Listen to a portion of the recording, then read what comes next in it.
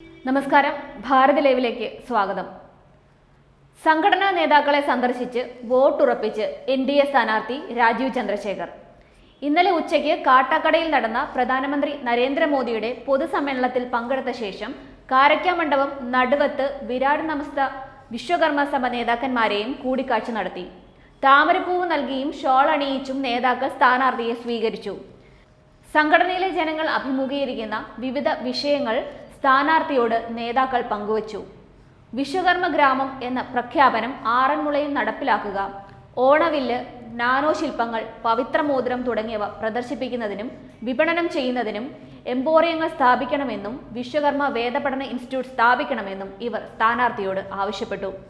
നരേന്ദ്രമോദി നേരിട്ട് തന്നെ വിശ്വകർമ്മ വിഭാഗത്തിന്റെ ഉന്നമനത്തിന് വിവിധ സംരംഭങ്ങൾ നടപ്പിലാക്കി വരുന്നുണ്ട്.